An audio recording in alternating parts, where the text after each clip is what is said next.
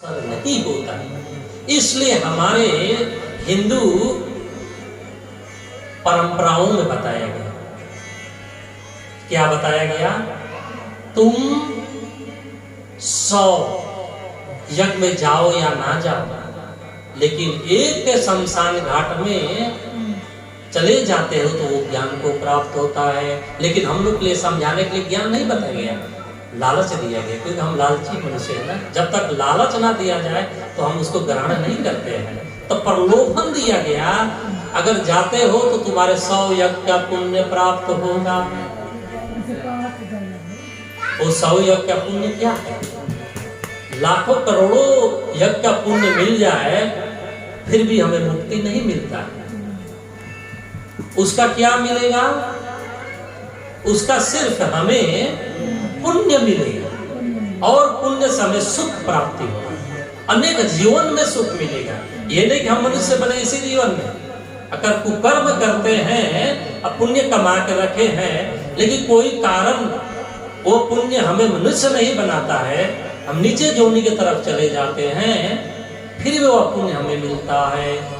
अगर कुत्ते हो जाएंगे, कुत्ते के जोनी में जाने के बाद भी हमारा ज्यादा पुण्य है, तो उस जगह पर हमें स्थान मिलेगा कि हम मनुष्य से भी वो महान सुख को उपभोग करेगा। जिस स्थान, जिस महल में हम नहीं रहे हैं, उससे भी वो उच्च स्थान पर रहेगा। हमें कोई नौकर चाकर हमें सेवा नहीं कर रहा है, लेकिन 10 नौकर चाकर हमें सेवा करते हैं। हम कभी गरीब है, कभी सोने का चैन नहीं पहने, वो चैन हमें पहनने को मिलेगा। हम ऐसे ऐसे कीमती पदार्थ नहीं खाए हैं, बिस्कुट इत्यादि, वो आपको उपभोग मिलेगा। लेकिन जोनी नीच होने के कारण हमें वह नहीं मौका मिलेगा जो मनुष्य जोनी में मिल सकता है। वो मौका क्या है? वो मौका क्या है जो सिर्फ मनुष्य कर सकता है? विवेक, धर्म करने का, सुकर्म करने का, इस शरीर को मुक्त करने का मार्ग प्रशस्त नहीं कर सकता। सिर्फ हम इस मनुष्य जीवन में ही उस मार्ग को प्रशस्त हो सकते हैं, आगे बढ़ सकते हैं। अगर कोई वजह से, कोई कारण से हम पुनः मुक्त नहीं होते हैं, फिर भी एक एक पुण्य हमारा मिलकर अगला जीवन को और बढ़ावा देता है, और बढ़ावा देता है। क्योंकि गीता में साफ साफ कहा गया,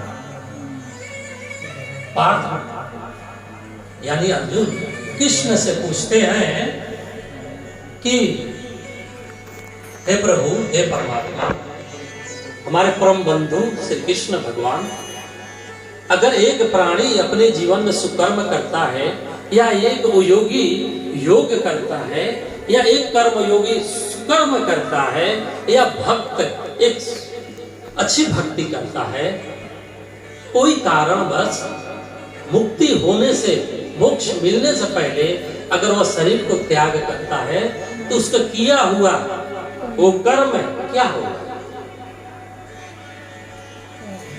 तो भगवान से कृष्ण ये समझाते हैं कि अर्जुन, हे पार्थ, उसका किया हुआ, वो योगी ने किया हुआ योग, भक्त किया गया भक्ति, कर्म योगी के किया हुआ कर्म व्यर्थ नहीं होता।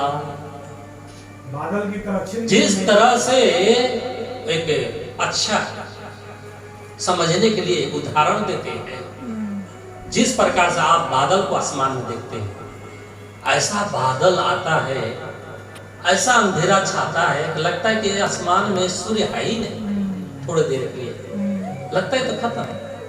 बादल ऐसा ढकता है, लगता है सूर्य है ही नहीं। ऐसे सूर्य तेजस्वी को भी वो थोड़ी देर के लिए ढक देता है, लेकिन हवा की जब झोंका आती है तो छिन्न भिन्न हो जाता है, फिर वह सूर्य उदय हो जाते हैं। वो कहाँ चला जाता है बादल, दिखाई नहीं देता।